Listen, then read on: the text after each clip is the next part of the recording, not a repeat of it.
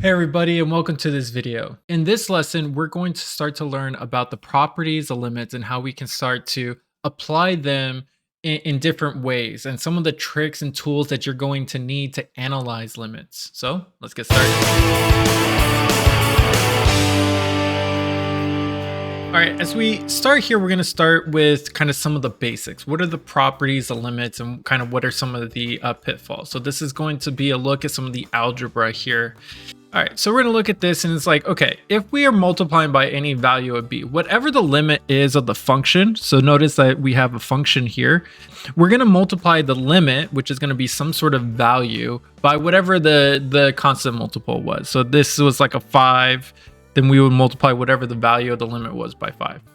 When we look at the sum and difference of these, what we're going to consider is it's just the limit of both of them, the limit of f and the limit of g. Whatever is happening here, we could just add those two together. And then if we have the product, we're just multiplying. We have the quotient, it's just the limit of the numerator divided by the limit of the denominator. What you want to realize here, that all these L and K's, these are individual limits, okay? We're not just taking the limit of f and just going into here, and with g, we are taking the limits of these each time. And we'll show you how that gets written out a little bit later. Then finally, of course, whatever the power is or the radical, whatever, you just take that value and then you can apply that power. Now, what's kind of behind me here that you're going to want to really notice is that if any of these limits do not exist, then the overall limit does not exist. And that's what we're going to really start to keep in mind as we move on. So let's kind of keep going now. All right, so let's go ahead and look at these. So these are the graphs of f and g.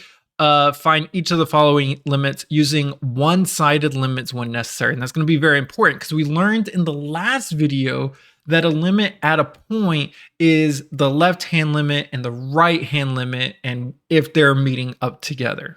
All right, so this is what we're going to do.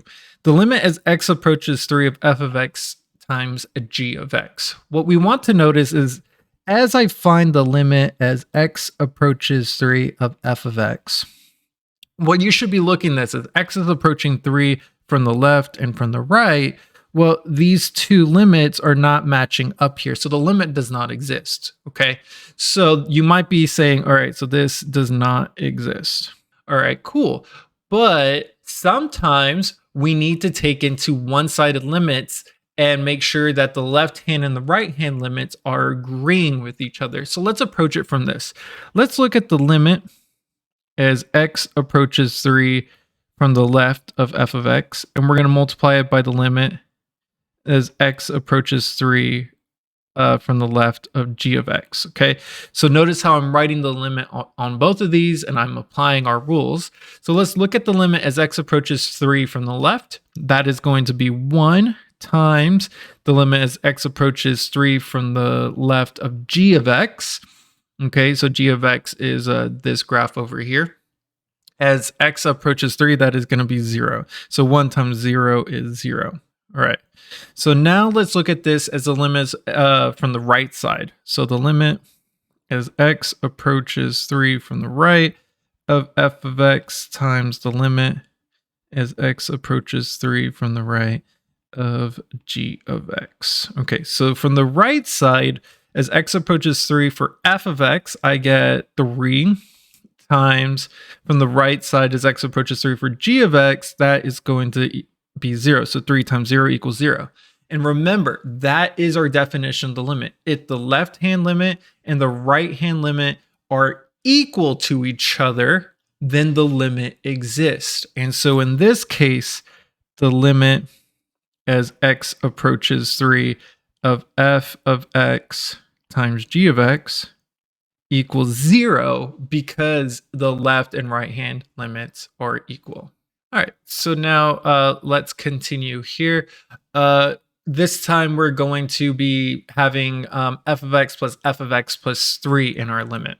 All right, so let's look at this. So we can start to split this up into one-sided limits. So let's do the left-hand side first. The limit as x approaches 3 of f of x from the left-hand side.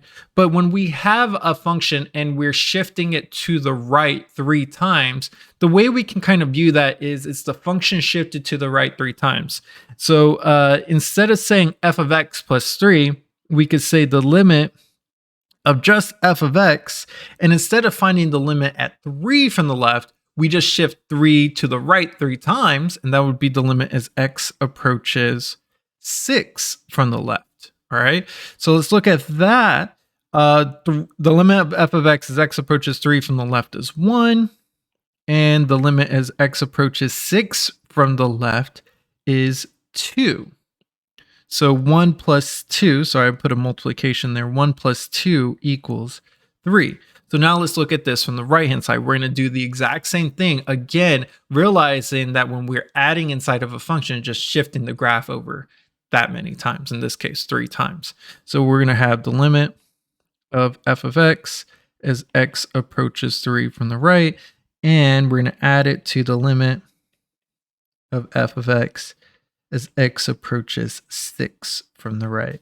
All right, so f from the right-hand side is going to be 3, and f at 6 from the right-hand side is going to be plus 0. So 3 plus 0 is 3. So this, what we just found, because the left-hand and the right-hand limits are matching up, we can see that it is equal to 3. All right, so what I'm going to do now is we're going to move on to C and D, but I'm going to want you to take into account what we just did in A and B. Notice we have multiplication, we're adding things, and really look at this from both hand sides, okay? And we're going to kind of speed through this. Go ahead and pause the video, or you can kind of try it on your own first and then see how it gets worked out, however you want to do it, and then come back together at the end.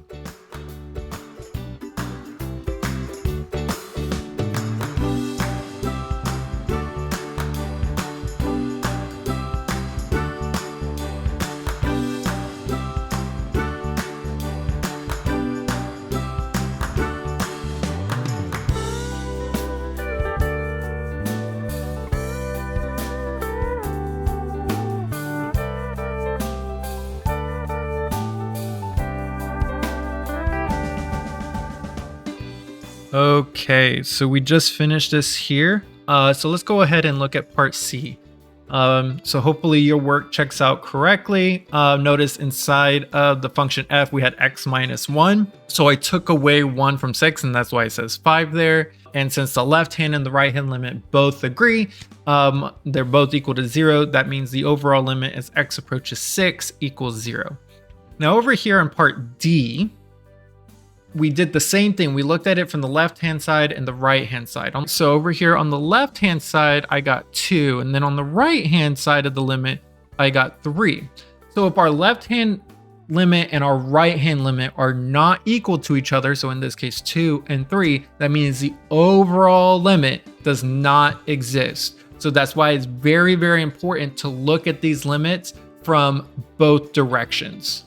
Now we're going to take this idea and we're going to start to explore limits of composite functions. This is something that really throws a lot of students off, and we're going to look at this to make sure that we understand all of these rules that composite functions can kind of throw in. All right, so when we look at these problems, we are going to look at a few things. First thing is, this is the problem that we're answering, the limit as x approaches a of f of g of x, okay? Now there's a couple things that need to be going on here first, is that let's figure out what value are we getting for that inner function. So as we apply the limit just to the inner function, okay? So what we're going to be applying the limit, the left hand and the right hand limit to the inner function, but f has to be continuous at x equals k. And we're going to look at continuity and the formal definition of that in a later lesson. But as we look at this now, we know that there can't be any holes, no breaks, no asymptotes. And that's going to be very important as we apply it to our function f. So let's look at these examples and see how composite functions can start to be applied. All right, so let's go ahead and begin this approach. And I'm going to break everything down for you because there's a lot of thought processes that you're going to have to put together in order to attack these kind of composite limits. All right, so we're going to look here at problem A, and we're going to look at just the limit of the inner part. So the limit as x approaches 1 of f of x. Okay, so as x approaches 1, I get this point right here. So that's the point I'm looking at. And what I want to notice here, and this is going to be very important. So from the left-hand side, it's 1, but we're approaching it from the bottom, okay? And from the right-hand side, it's 1. We're in the same exact thing. We are approaching this from the bottom, all right? And that's going to be very important in a second. So we are approaching, as we approach 1, we're equal this to 3. Okay, so we're going to say we're approaching 3, but on both ends, we're approaching 3 from the bottom side. Okay, so we're going to say 3 from the bottom side. All right, and that little minus mark just means from the bottom. Okay, so as we move forward, and that's the inner function, now we need to find the limit of the outer function. Okay. The outer function is not continuous at 3. So take that into account. Look here, right here at 3. So the limit as x approaches 3, it is not continuous at 3. However, since we're only looking at it from the bottom, and this is where these can get a little bit tricky, but notice again, in green, I put it there. It's just we're approaching 3 from the bottom side. So as x approaches 3 from the bottom of f of x, only look at the left-hand limit. That's what this question is asking now, is just look at it from the left-hand limit. Just the left-hand limit, we're approaching positive 1. So this entire thing, the limit as x approaches 1 of f of x equals 1. All right, so notice how we broke everything down there. We looked at it just from the direction. Is it coming from the top? Is it coming from the bottom? It's coming from the bottom. So now for the outer function, I'm only looking at f of x as x approaches 3 from the left-hand side. All right, so now let's go ahead. And I promise you on a multiple choice question, you're going to get does not exist and 1. And our answer in this case was 1. But a lot of students are going to look at this question initially and just say, oh, this does not exist because of this point right here. All right. So now let's go ahead and look over on part B. And again, we're going to break down all of the thought processes behind this. So we're going to look at this and we're going to look at the limit as x approaches 3 of g of x, the inner function right there. All right, so let's look at g of x. X approaches 3 right here. Okay, I am approaching this value 0 from the left and from the right side, from the top and from the bottom. So that means we're going to have to look at both sides of this limit. Okay, so that equals 0 from the top and from the bottom. So that's some kind of shorthand way that you can kind of write from the top and from the bottom. All right, so now let's look at the limit of f of x as x approaches 0 from the left, and the limit of f of x as x approaches 0 from the right. Okay, so of f of x as x approaches 0 from the left, that is going to equal 1, and f of x as x approaches 0 from the right, that is going to equal 2. Okay, and you can see that kind of right above me in the graph, 1 from the left side, 2 from the right side at x approaching 0. So therefore, the limit as x approaches 0 of f of x does not exist.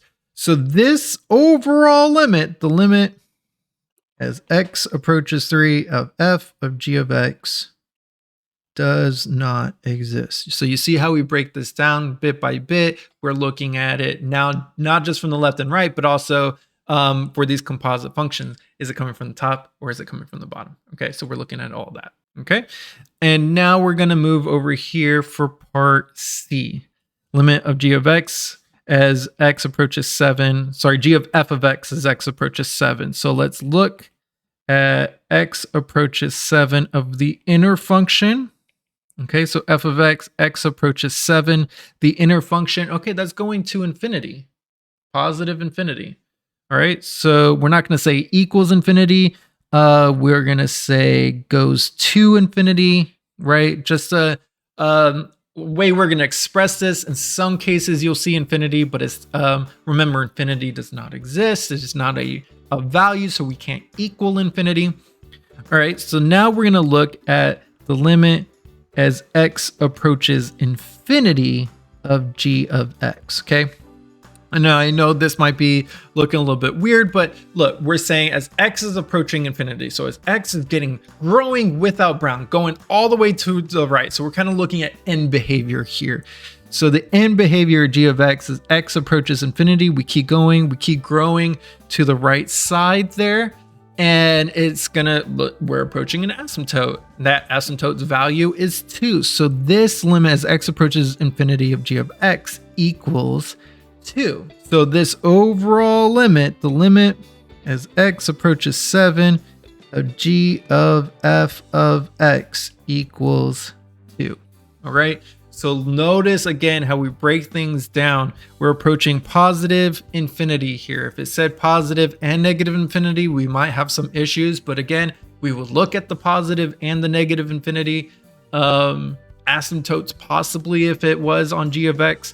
But that is everything that we're going to be looking at for these properties in this first video. So thank you everybody for joining me for this video. In the next lesson, we're going to start to look a lot more algebraically at these problems. So I'll see you in the next one. I'm Mr. Hernandez. This is Mr. Hernandez Teaches.